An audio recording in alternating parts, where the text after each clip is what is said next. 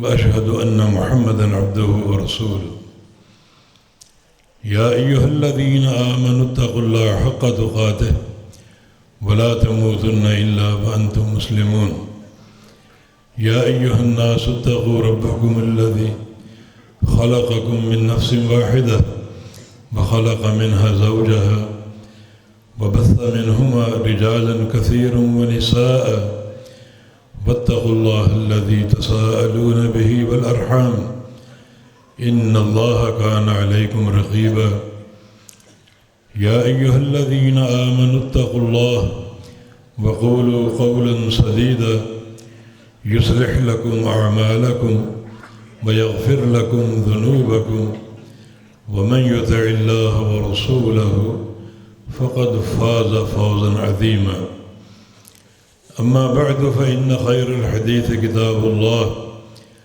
وخير الهدي هدي محمد صلى الله تعالى عليه وسلم وشر الأمور محدثاتها وكل محدثة بدعة وكل بدعة ضلالة وكل ضلالة في النار من يطع الله ورسوله فقد رشد واهتدى ومن يعص الله ورسوله فقد ضل وغوى اللهم صل على محمد وعلى آل محمد كما صليت على إبراهيم وعلى آل إبراهيم إنك حميد مجيد اللهم بارك على محمد وعلى آل محمد كما باركت على إبراهيم وعلى آل إبراهيم إنك حميد مجيد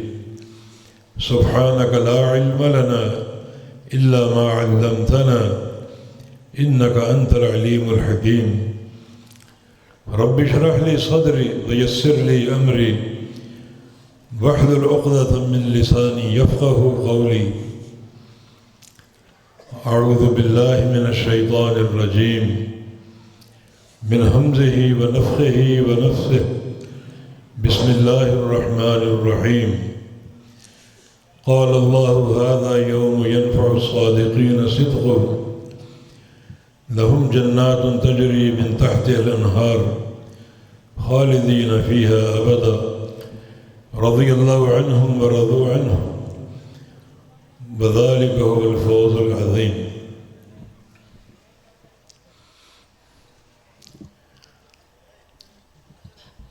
اللہ رب العزت نے قیامت کے دن ایک اعلان کرنا ہے جس کی خبر ہمیں دنیا میں دے دی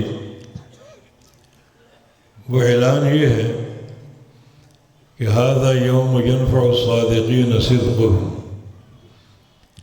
کہ آج کا دن جو ہے قیامت کا صرف سچے لوگوں کو ان کا سچ نفع دے گا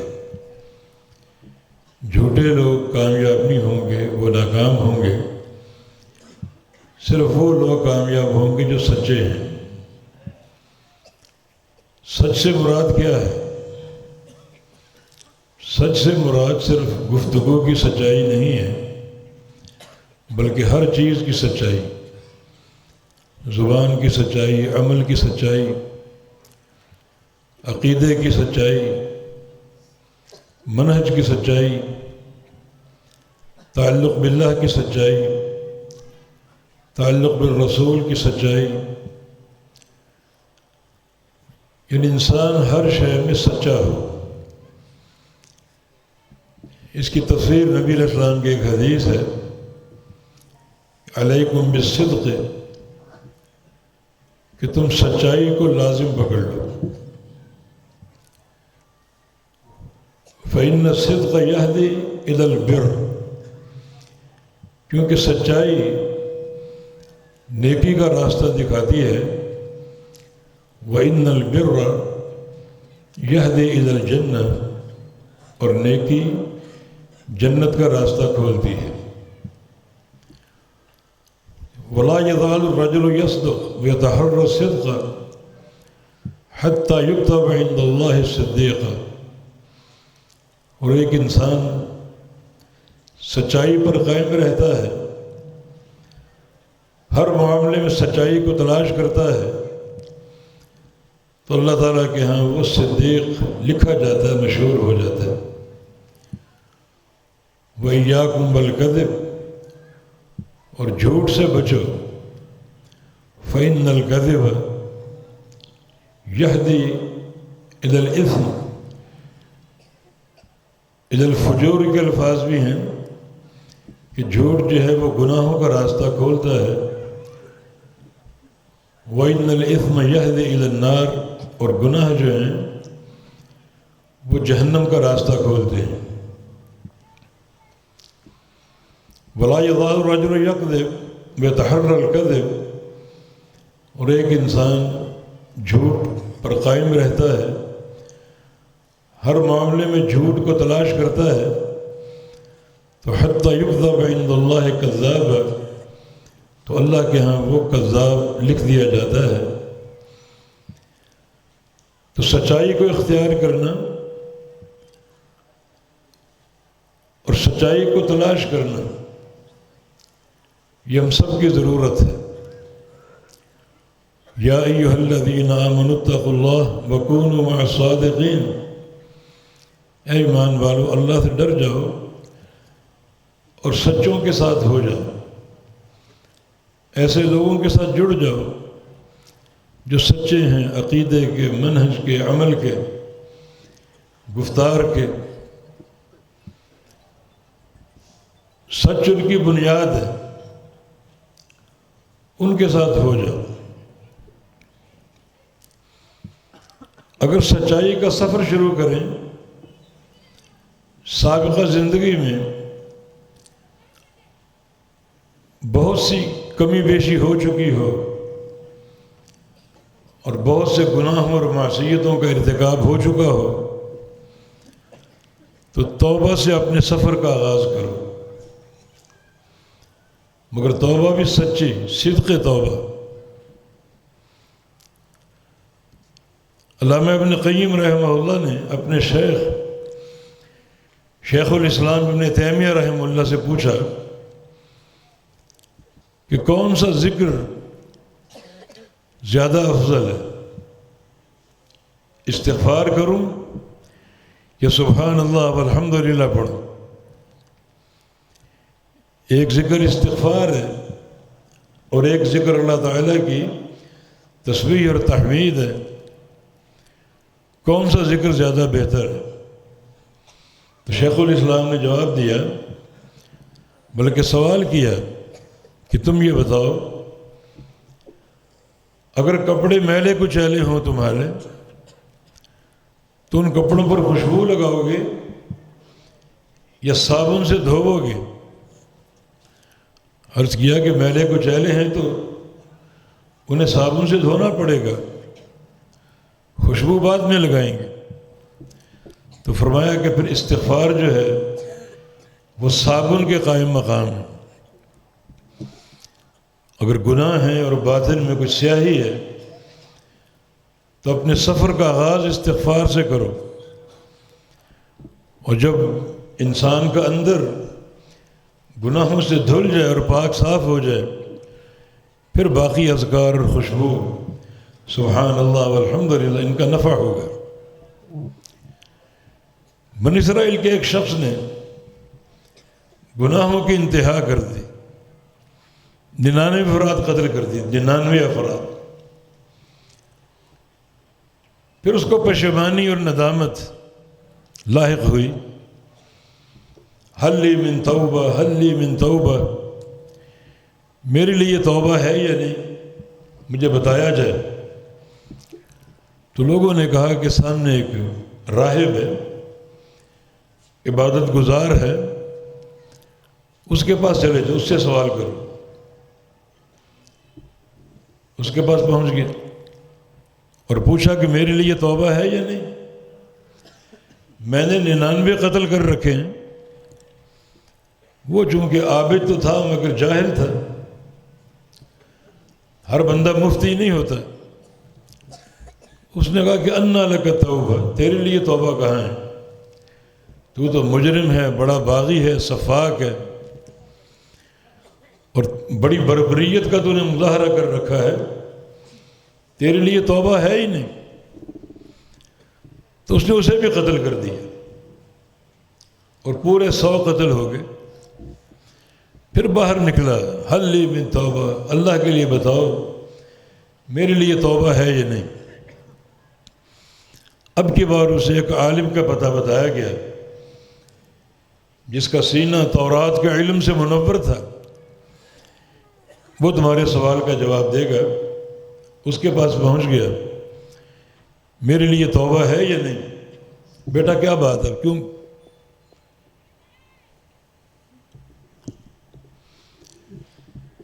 میرے لیے توبہ ہے یا نہیں؟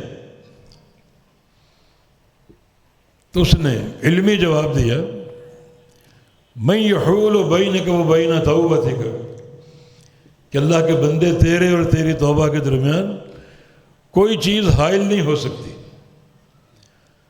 اللہ کی رحمت بڑی وسیع ہے، لا تقنطوا من رحمت اللہ، اللہ کی رحمت سے مایوس نہیں ہونا۔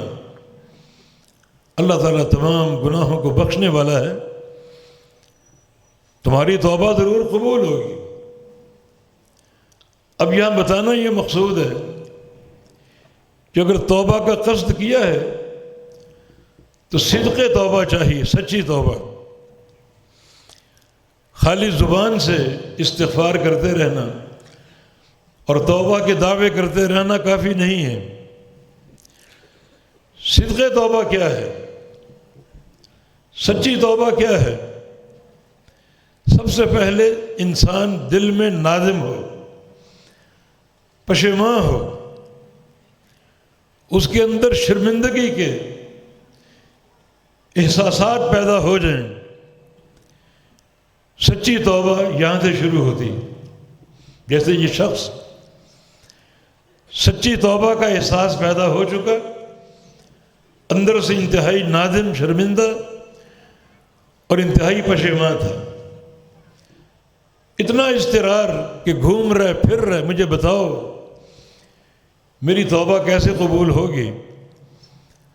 جب عالم نے بتا دیا کہ تمہاری اور تمہاری توبہ کے درمیان کوئی چیز حائل نہیں ہو سکتی، تو اس کے توبہ کے عمل کا آغاز ہو چکا ہے، اندر ندامت پیدا ہو چکی ہے۔ سچی توبہ کرنا چاہو تو یہ ندامت اپنے اندر پیدا کرو، شرمندگی کا احساس ہو، اور ساتھ ساتھ جن گناہوں سے توبہ کرنی ہے ان کو عملی طور پہ چھوڑ دو، تب سچی توبہ مانی جائے گی۔ اور ساتھ ساتھ دل میں عزم ہو کہ آئندہ یہ گناہ کبھی نہیں کرنا، تب سچی توبہ مانی جائے گی۔ یاد رکھو، جس ذات نے توبہ قبول کرنی ہے وہ آپ کے ظاہر کو بھی جانتا اور باطن کو بھی جانتا۔ ظاہراً آپ توبہ کرنا چاہ رہے ہیں، زبان پہ استغفار کے کلمات ہیں، لیکن اندر کیا ہے؟ اندر کے حالات اللہ جانتا ہے۔ اگر اندر ندامت ہے، گناہوں کو چھوڑنے کا عزم ہے، تو وہ سچی توبہ قرار پائے گی اور اللہ قبول کرے گا۔ اس عالم نے مزید اس توبہ کی پختگی کے لیے اور اس کی استقامت کے لیے مشورہ دیا کہ سامنے ایک بستی ہے صالحین کی، نیک لوگوں کی، وہاں چلے جاؤ، ان میں بیٹھو، ملو، ان کے ساتھ جڑ جاؤ، ان کے تقوی سے فائدہ اٹھاؤ، ان کے ساتھ مل کے اللہ کی عبادت کرو، تاکہ یہ جوڑ جو ہے اور تمہاری استقامت کا باعث بن جائے۔ اب وہ اس بستی کی طرف چل پڑا۔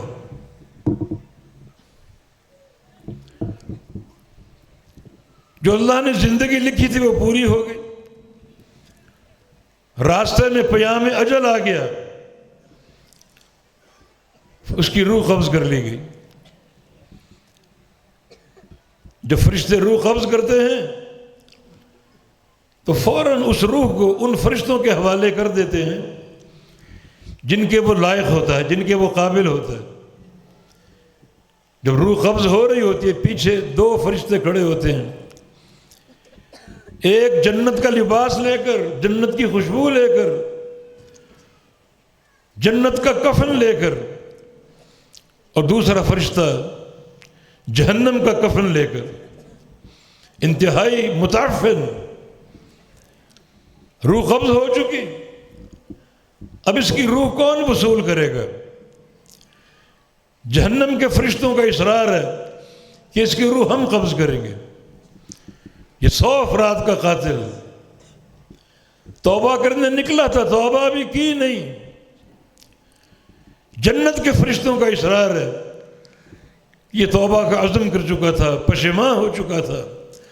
الندم التوبہ، ندامت ہی توبہ ہے۔ تو اللہ تعالیٰ نے جھگڑا ختم کرنے کے لیے ایک فرشتے کو انسانی شکل میں بھیجا کہ تم جا کر موقف سنو اور فیصلہ کرو۔ اس فرشتے نے کہا جو انسانی شکل میں گیا کہ دونوں زمینوں کو ناپ کر دیکھو، ایک اس کی قتل کی سرزمین ہے، معصیت کی زمین، اس کی بربریت کی زمین، اگر وہ قریب ہے تو پھر یہ جہنم میں جائے گا، اور اگر توبہ کی زمین قریب ہے تو پھر یہ جنتی ہے۔ دونوں زمینوں کو ناپا گیا۔ اللہ کی شان، اس کی قدرت، جب وہ مرتے ہوئے گرا تو اللہ تعالیٰ نے اسے اس زمین کے زیادہ قریب کر دیا جو توبہ کی زمین تھی۔ جب ناپا گیا تو ایک بالشت یہ زمین کم نکلی، چنانچہ اس کی روح جو ہے وہ جنتی فرشتوں کو سونپ دی گئی۔ دیکھیں صدق توبہ کیا ہے؟ صدق توبہ کی اساس ندامت ہے، پشیمانی۔ اگر یہ ندامت پیدا نہ ہو، پشیمانی پیدا نہ ہو تو بندے کی توبہ قبول نہیں ہوتی۔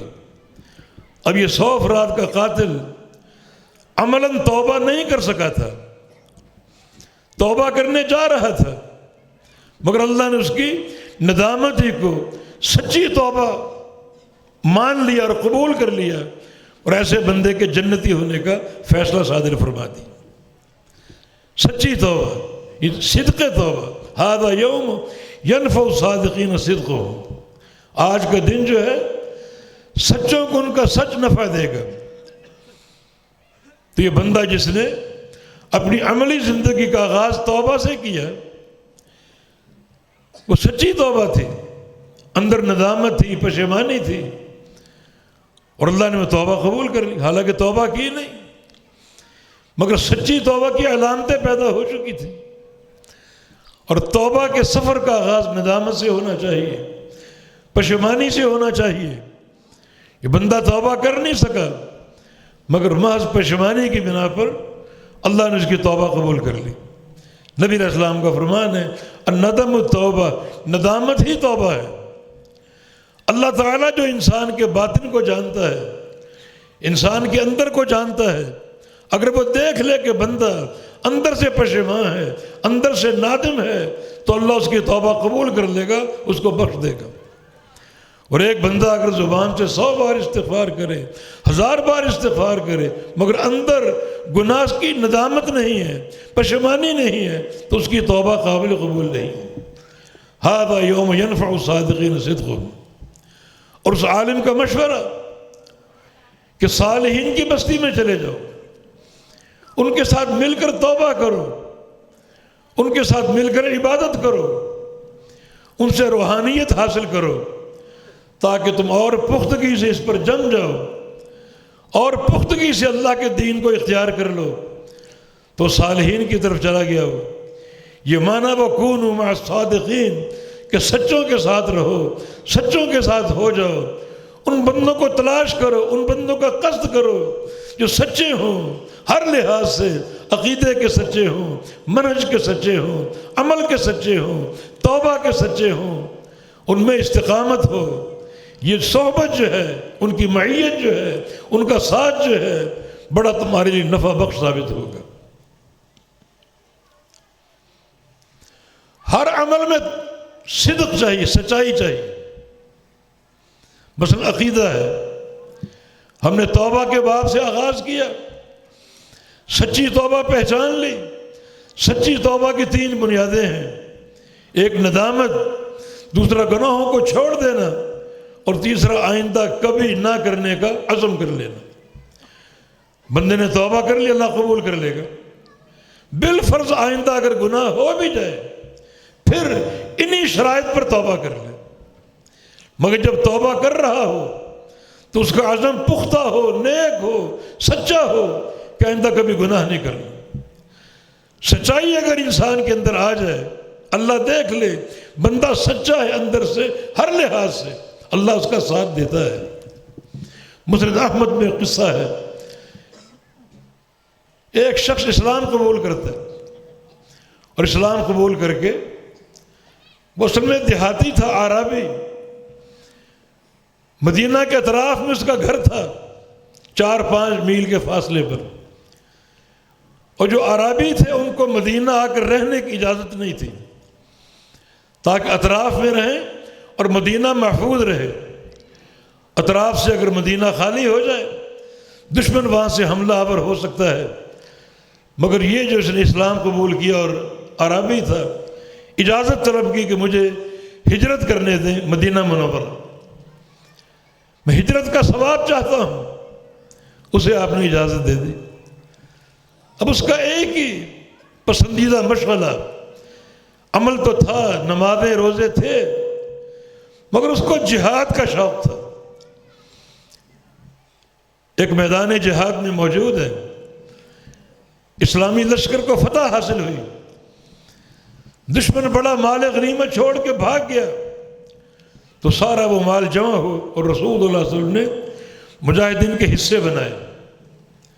5واں حصہ اللہ اور اس کے رسول کا ہے، باقی سارا مال مجاہدین میں تقسیم ہوتا ہے برابری کی بنیاد پر۔ اس کا بھی حصہ نکالا اور اس کو بلایا کہ اپنا حصہ لے لو۔ آیا حیران، یہ کیا ہے؟ یہ مال غنیمت آپ کا حصہ ہے۔ تو نبی علیہ السلام سے کہتا ہے کہ مت تبعتک لہذا وانما اتبعتک لگے ارما ہا ہونا فی سبیل اللہ واشار الی عنقہ۔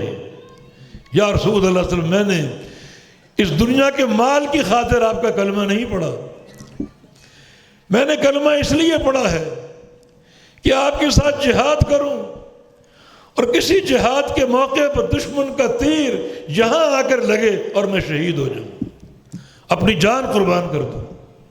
میرا مقصد دنیا کا مال نہیں ہے، دنیا کا مال و متاع نہیں ہے، میں تو شہادت کی موت کا متلاشی ہوں، تاکہ ایک جست میں جنت میں پہنچ جاؤں اور اللہ کی آخرت کی مہمان نوازی حاصل کر لوں۔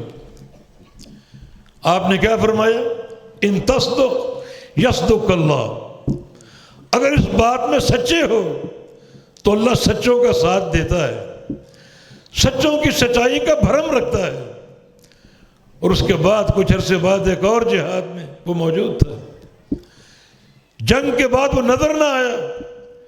نبی علیہ السلام خود میدان جنگ میں دیکھ رہے ہیں، گھوم رہے ہیں کہ میرا وہ صحابی، وہ عربی دکھائی نہیں دے رہا، لگتا ہے کہ شہید ہو گیا، اور واقعی ایک کونے میں اس کی لاش پڑی ہے اور تیر گردن میں پیوست ہے۔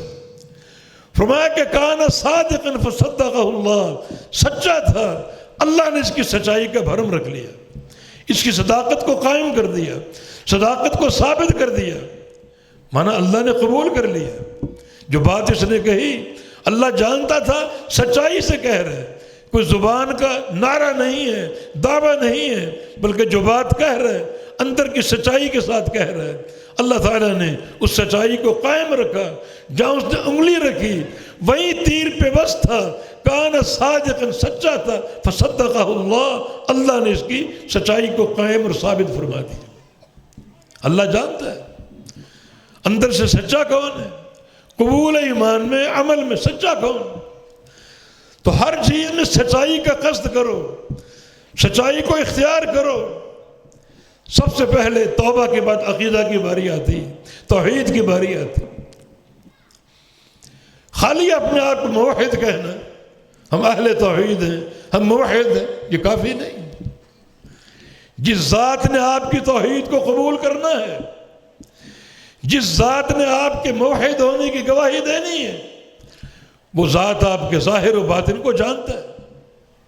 سچی توحید چاہیے، سچی توحید فہم کے ساتھ، بلکہ نبی علیہ السلام کی ایک حدیث بھی ہے، من قال لا الہ الا اللہ صادقا من قلبہ، جو بندہ لا الہ الا اللہ کہے، توحید کو قبول کرے اپنے دل کی سچائی کے ساتھ، یہاں بھی سچائی چاہیے، سچا ہو کر عقیدہ توحید کو اختیار کرے، سچا ہو کر لا الہ الا اللہ کہے۔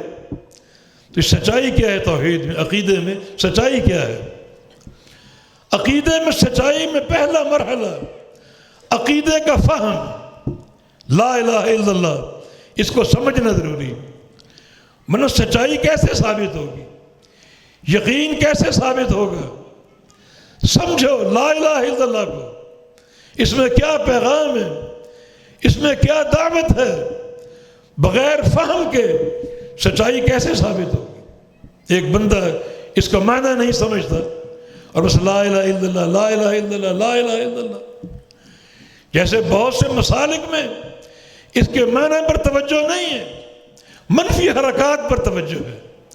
حلقے بنا کر یہ ذکر کرو، بتیاں بجھا کر یہ ذکر کرو، سینے پر ضربیں لگا کر یہ ذکر کرو، معنی کوئی نہیں بتاتا۔ معنی اگر بتاتے بھی ہیں تو غلط بتاتے ہیں۔ یہ کلمہ احساس ہے توحید الوہیت کی، اور عام معنی کیا کرتے ہیں؟ سب کچھ اللہ سے ہونے کا یقین اور غیر اللہ سے کچھ نہ ہونے کا یقین۔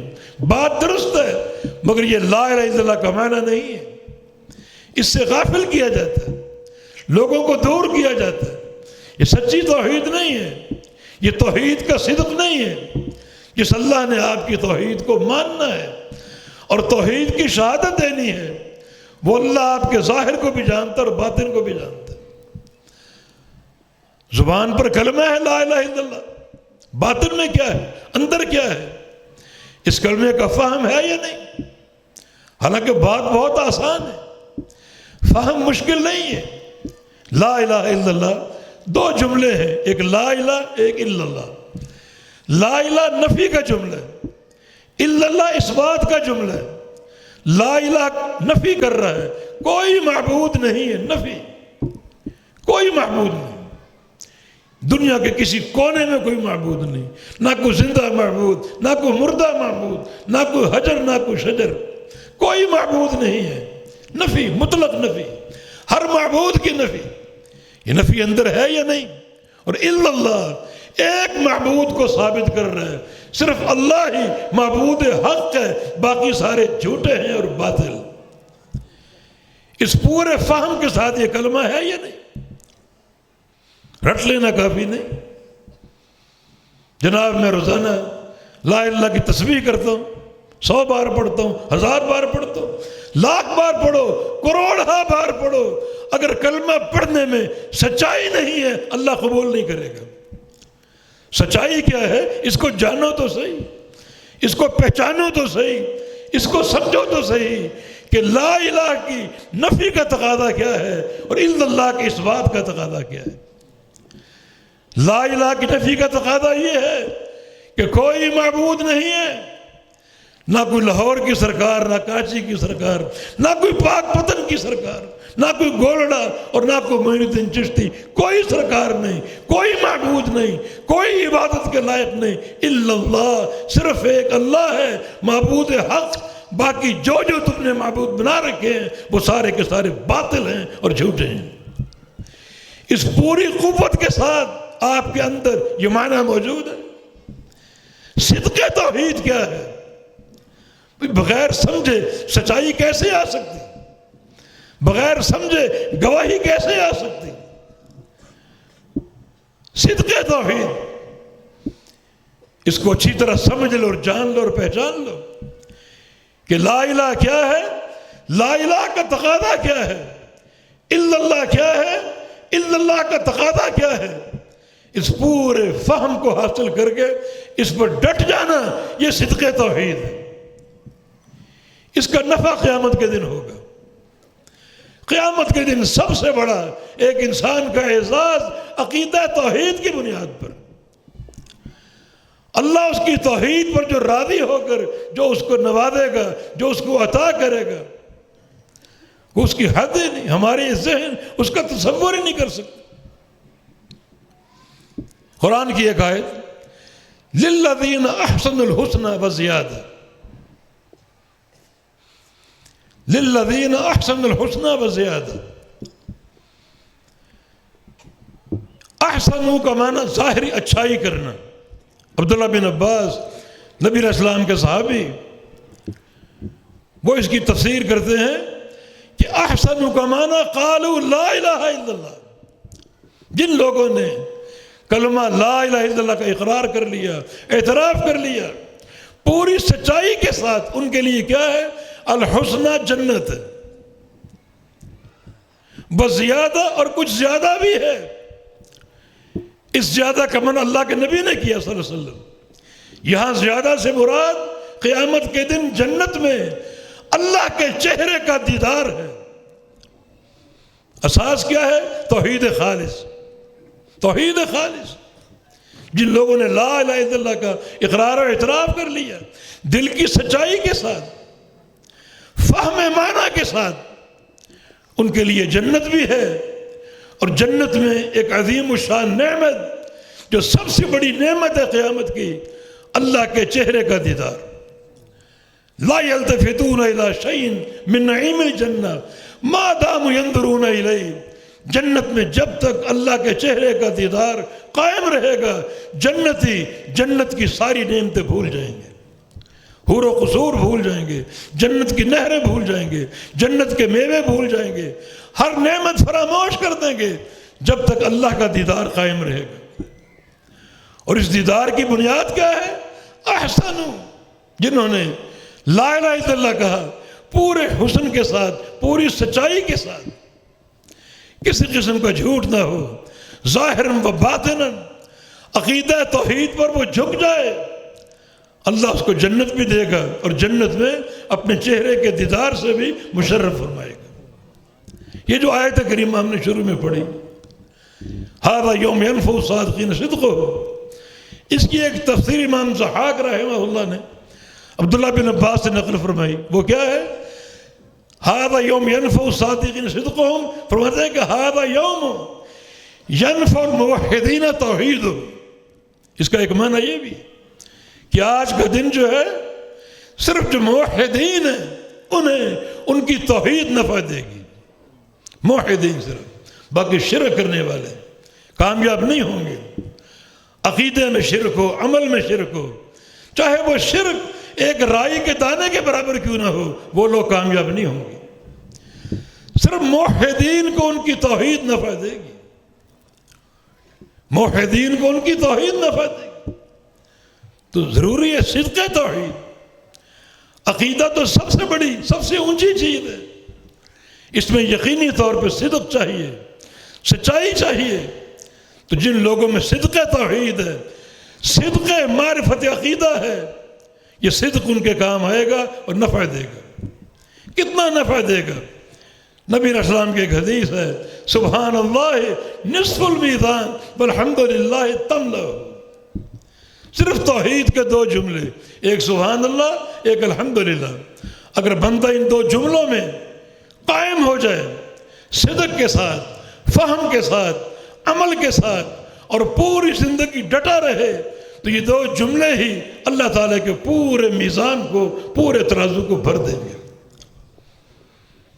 میزان کتنا بڑا ہے؟ ایک پلڑے میں 7 آسمان اور 7 زمینیں سما سکتی۔ مان اگر توحید سچی ہو، سبحان اللہ کا فہم سچا ہو، الحمدللہ کا فہم سچا ہو، پوری زندگی ڈٹ جاؤ، عمل کر لو، تو یہ دو توحید کے جملے اجر سے 7 آسمانوں کو بھر دیں گے اور 7 زمینوں کو بھر دیں گے۔ اس کے یہاں کوئی کمی نہیں، واللہ اکثر، اللہ کے ثواب میں کوئی کمی نہیں۔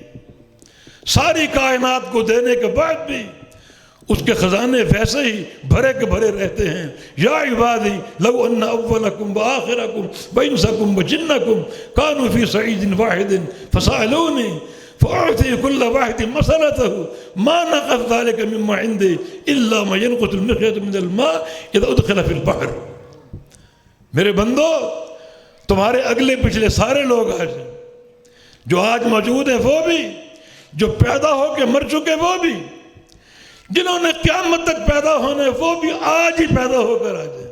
انسان بھی آ جائیں، جن بھی آ جائیں، سارے اگلے پچھلے ایک میدان میں جمع ہو جائیں اور مجھ سے مانگنا شروع کر دیں. جو چاہے مانگے، حکومتیں مانگے، اقتدار مانگے، ایمان مانگے، ہدایت مانگے، دنیا کے خزانے مانگے، دنیا کی بادشاہتیں مانگے، اور میں سب کو دیتا جاؤں دیتا جاؤں دیتا جاؤں.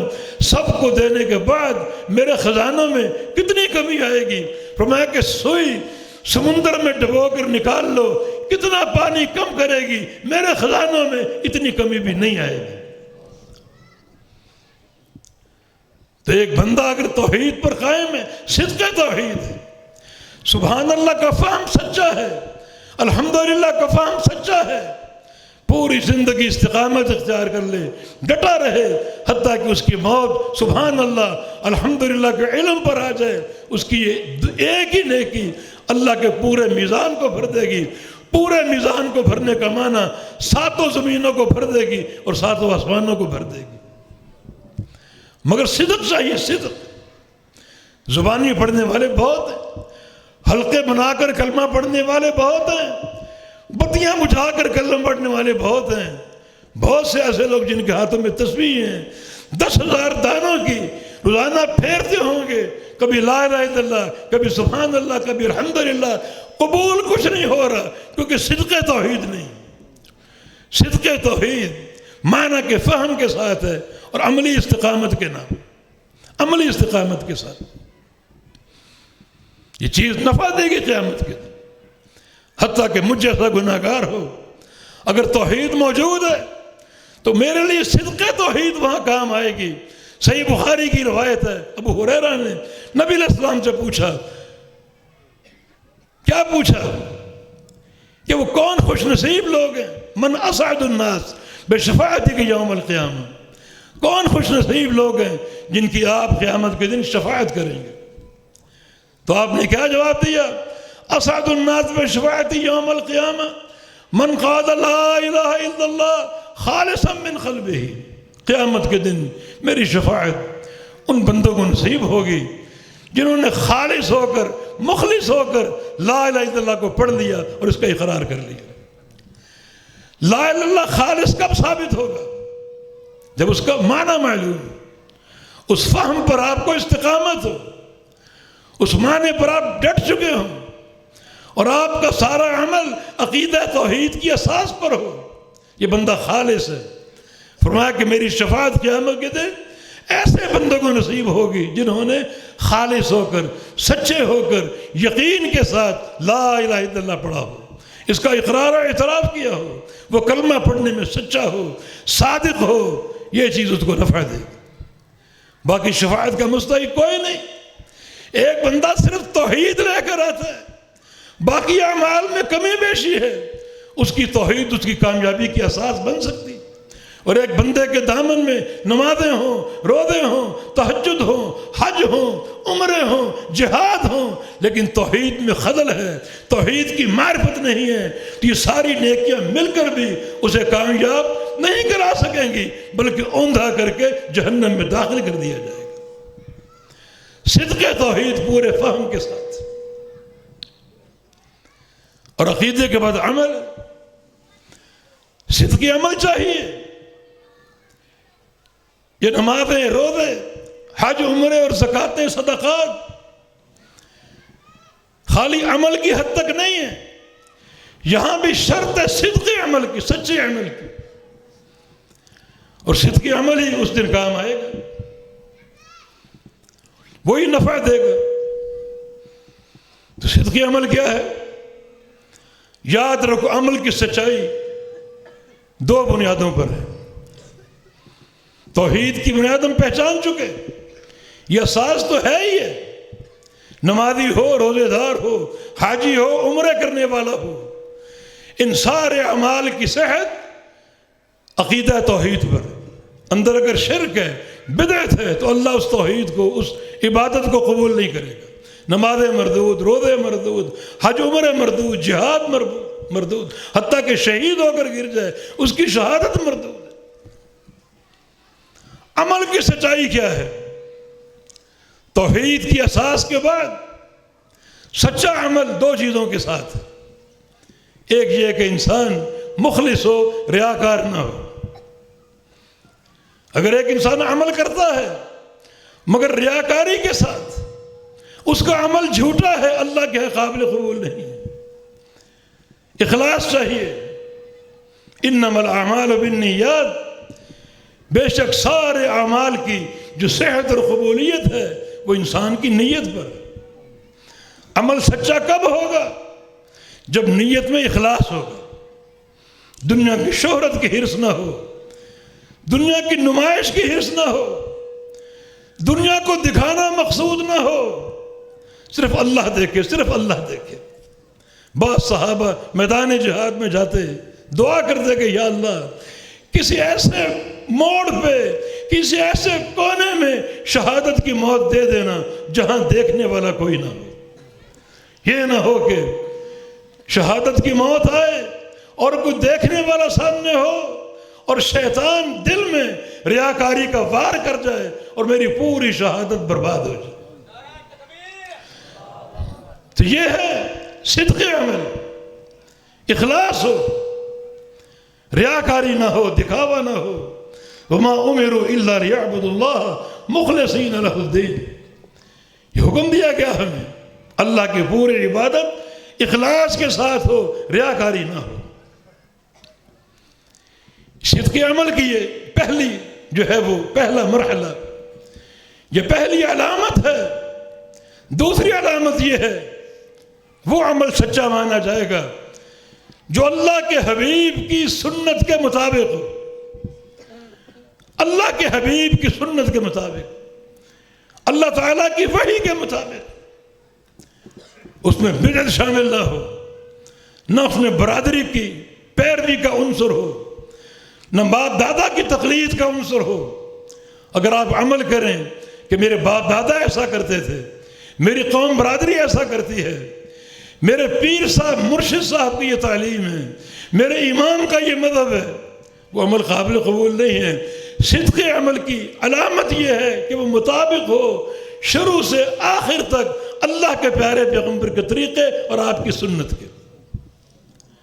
نبی علیہ السلام کا فرمان ہے من عمل عملا لیس علیہ امرنا فہو رد، جو بندہ ایسا عمل کرے جس عمل پر میرا ٹھپا نہیں، پوری دنیا کی مہر لگ جائے، میری مہر نہیں، وہ عمل مردود ہے، سچا عمل نہیں۔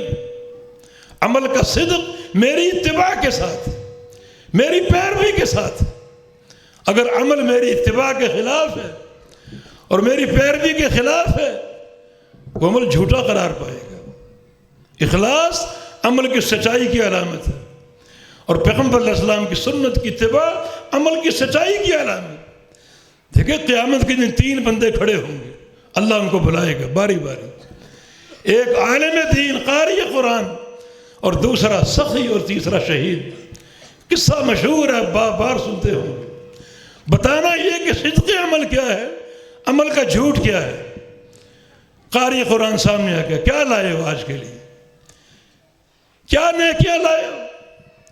بڑی عظیم الشان نیکی پیش کرے گا، تعلمت القرآن وعلمتہ، کہ یا اللہ میں نے پہلے کچھ عمر قرآن سیکھا، بچپن میں پڑھتا رہا، سیکھتا رہا، مدرسے میں رہا، اپنے معلمین سے پڑھا، 2 سال 4 سال میں نے قرآن پڑھنے میں، یاد کرنے میں لگا دی۔ وعلمتہ، اس کے بعد میں مسند تدریس پر بیٹھ گیا، بچوں کو پڑھانے لگا، پڑھاتا رہا 50 سال پڑھایا، حتیٰ کہ موت آ گئی۔ تا دم حیات میں نے قرآن سے تعلق رکھا، پہلے پڑھا پھر پڑھایا۔ کذبتا کی آواز آئے گی، جھوٹے ہو تمہارا قرآن پڑھنا جھوٹا، تمہارا قرآن پڑھانا جھوٹا۔ اتنا عظیم عمل جھوٹا کیسے ہو سکتا؟ آپ غور نہیں کر رہے؟ سب جھوٹ ہے۔ قرآن پڑھنا جھوٹ ہو سکتا ہے، قرآن پڑھانا جھوٹ ہو سکتا ہے۔ ایک بندے کی 60 سال 70 سال کی زندگی قرآن کے ماحول میں گزرے، اس کو جھوٹا کہا جا رہا ہے۔ عمل عظیم الشان ہے، مگر تم جھوٹے ہو۔ تم نے قرآن کیوں پڑھا، کیوں پڑھایا؟ لیقال قارئ، تاکہ تمہیں قاری قرآن کہا جائے، القارئ المقرئ کہا جائے، حافظ کہا جائے، علامہ اور فہامہ کہا جائے۔ وقد قیل، یہ سب کچھ کہا جا چکا، آج میرے پاس کچھ نہیں۔ اسحبوا بہ الی النار، اس کو ٹانگوں سے پکڑ لو اور چہرے کے بل گھسیٹتے ہوئے جہنم میں پھینک کر آ جاؤ۔ عمل ہے۔ قراءت قرآن معلم ہونا کوئی معمولی عمل ہے کیا؟ ان اللہ ملائکتہ واہل السماوات والارض حتی النملۃ فی جحرہا وحتی الحوت فی الماء لیصلون علی معلم الناس الخیر۔ معلم کا مقام کوئی معمولی ہے؟ اللہ تعالیٰ اس بندے پر رحمتیں برساتا رہتا ہے جو قرآن پڑھتا اور پڑھاتا ہے۔ روزانہ رحمتوں کا نزول ہو رہا ہے، فرشتے رحمتوں کی دعائیں کرتے ہیں۔ فرشتوں کی دعائیں کیوں نہیں قبول ہوں گی؟ اور زمین کی ہر شے اس کے لیے رحمت کی دعا کر رہی ہے، حتیٰ کہ بلوں کی چونٹیاں اور پانی کی مچھلیاں اس کے لیے استغفار اور رحمت کی دعا کر رہی ہے۔ یہ اس کا مقام ہے۔ مگر یہ بندہ کیا ہے؟ کذبتا، جھوٹ بول رہے ہیں۔ حالانکہ 60 سال کا تعلق بالقرآن ہے، مگر کیوں؟ اساس کیا ہے؟ لیقال قارئ، تاکہ اس کی شہرت ہو۔ اپنے منہ پر ہاتھ رکھ کے لمبے سانسوں سے پڑھنا، دنیا کو دکھانے کے لیے، ایک ایک سورت ایک سانس میں پڑھ جانا دنیا کی شہرت کے لیے۔ ایسے عمل کا میرے پاس کوئی اجر نہیں۔ اللہ تعالیٰ قیامت کے دن کچھ بندے ایک طرف کھڑے ہوں گے نیکیوں کے ڈھیر لے کر، ان کے آگے بھی نیکیاں، پیچھے بھی نیکیاں، دائیں بھی نیکیاں، بائیں بھی نیکیاں، پہاڑوں کی مانند۔ اللہ کی طرف سے ندا آئے گی، ایھا المراؤون، اے ریاکارو، اذھبوا الی من رأیتموہ، جن کو دکھانے کے لیے تم نے یہ نیکیاں کی ان کے پاس چلے جاؤ۔ کچھ ملتا ہے تو ان سے لے لو، میرے پاس تمہاری نیکیوں کی کوئی جزا نہیں اور کوئی بدلہ نہیں۔ نیکیاں ہیں مگر نیکی کا صدق نہیں ہے۔ نیکی کا صدق کیا ہے؟ اخلاص۔ سخی آ جائے گا، تم نے کیا کیا؟ میں نے صبح شام اپنے مال کی خیرات کی، سخاوت کے ڈھیر لگا دیے۔ کذبتا کی آوازیں آ رہی ہیں، جھوٹ بولتے ہو، جھوٹ۔ سخاوت کوئی معمولی عمل ہے؟ صدقہ کوئی معمولی عمل ہے؟ رسول اللہ صلی اللہ علیہ وسلم کا فرمان ہے، جب قیامت کا دن ہوگا، محشر کا میدان ہوگا، تدنو الشمس حتی تکون علی مسافۃ میل، سورج قریب آتے آتے 1 میل کے فاصلے پر آ جائے گا، بڑی حرارت ہوگی، بڑی گرمی ہوگی۔ اس وقت اللہ تعالیٰ بعض بندوں کے صدقے کو ان کے سر کا سایہ بنا دے گا، سورج کی تپش سے بچائے گا، حتی یقضی بین الخلائق، جب تک میدان محشر میں ساری مخلوقات کے فیصلے نہیں ہو جائیں گے، اس وقت تک ان کے سر کا سایہ صدقہ جو ہے وہ قائم رہے گا۔ اتنی بڑی نیکی، مگر کذبتا، جھوٹ بولتے۔ تم نے خرچ کیا میری رضا کے لیے نہیں، دنیا کو دکھانے کے لیے، دنیا کی شہرت چاہیے تھی۔ اپنی گاڑی پر جاتے، یہ حرص ہوتی کہ غریب لوگ گاڑی کے ارد گرد آ جائیں، کھڑے ہو جائیں اور میں خیرات بانٹوں۔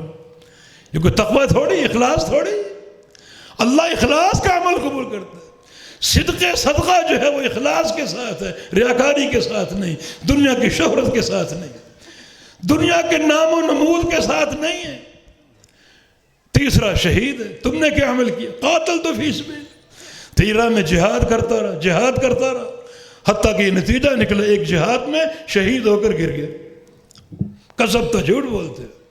جہاد ضرور کیا، دشمن سے مقابلہ ضرور کیا، لیکن نیت کیا تھی؟ صدقے جہاد نہیں ہے، نیت یہ تھی کہ میری بہادری کی دھوم مچ جائے، لوگ میری شجاعت کے گیت گائیں، ترانے گائیں میری شہادت کے، میری بہادری کے۔ وقت خیر یہ ہو چکا، دنیا میں بڑے ترانے گائے گئے، بڑی دھوم مچی، بڑی شہرت ہوئی۔ آج اس عمل کی میرے پاس کوئی جزا نہیں ہے۔ اسحبوا بہ الی النار، اس جھوٹے شہید کو پکڑ لو، ٹانگوں کے بل چہرے کے بل گھسیٹتے ہوئے اس کو جہنم میں پھینک کر آ جائے. یہ ہے صدق عمل. یعنی صدق عمل کی اساس کیا ہے؟ اخلاص. عمل اخلاص پر قائم، اور پھر نبی علیہ السلام کی سنت کی اتباع ہو، بدعت کا شائبہ تک نہ ہو. قیامت کے دن کچھ لوگ بڑھیں گے حوض کوثر کی طرف، وضو کے اعضاء چمک رہے، مانا نمازی تھے، وضو کرتے تھے، عمل کرتے تھے، بڑھ رہے ہیں، کشاں کشاں جا رہے ہیں حوض کوثر کی طرف. تھوڑا فاصلہ باقی رہ گیا، جبریل امین آئیں گے، ان تمام لوگوں کو گرفتار کر لیں گے، دیوار حائل کر کے راستہ روک لیں گے. اللہ کے نبی سراپا اشتیاق ان کا انتظار کر رہے ہیں، میری امت کے لوگ ہیں، علامت نظر آ رہی ہے، وضو کے اعضاء چمک رہے ہیں، ان کو کیوں روکا گیا؟ امتی امتی، یہ میری امت ہے، کیوں روکا گیا؟ جبریل امین کیا فرمائیں گے؟ انک لا تدری ما احدثوا بعدک، آپ نہیں جانتے انہوں نے آپ کے بعد کیسی کیسی بدعات اور خرافات اس دین میں جاری کی. ان کا عمل آپ کی سنت کی بنیاد پر نہیں تھا، ان کا عمل بدعات کی بنیاد پر تھا. نئے نئے عمل، نئے نئے شوشے، کچھ اپنے بنا لیے، کچھ باپ دادا کے بنائے ہوئے، ان پر ان کی عبادت استوار تھی. کچھ وقت تک ان کے اعضائے وضو چمک رہے ہیں، پھر ایک دم ان کے نور بجھا دیے جائیں گے، روشنی ختم کر دی جائے گی. یہ بھی ایک نفسیاتی مار ہے. ایک وقت کے لیے خوش ہو جاؤ، پھر بدا لہم من اللہ ما لم یکونوا یحتسبون، پھر اللہ کی طرف سے ایسا فیصلہ صادر ہوگا جو ان کی توقع کے خلاف ہوگا. وضو کے اعضاء بجھ جائیں گے، تاریکی میں ڈوب جائیں گے. عمل تھا، وضو تھا، نمازیں تھیں، روزے تھے، مگر چونکہ بدعات پر عمل کرنے والے، بدعات کو اپنانے والے اور بدعت کو عمل میں داخل کرنا صدقی عمل نہیں ہے. صدقی عمل اللہ کے پیغمبر کی سنت کے ساتھ ہے اور اللہ کے پیغمبر کے طریقے کے ساتھ. روک دیے جائیں گے. تو ہر چیز میں سچائی کا قصد کرو، سچائی کو تلاش کرو، اپنے آپ کو سیدھا کرو. جو پیچھے کچھ کوتاہیاں ہو چکی، سچی توبہ، صدق توبہ اپنا کر، سچی توبہ اختیار کر کے عمل کے میدان میں داخل ہو.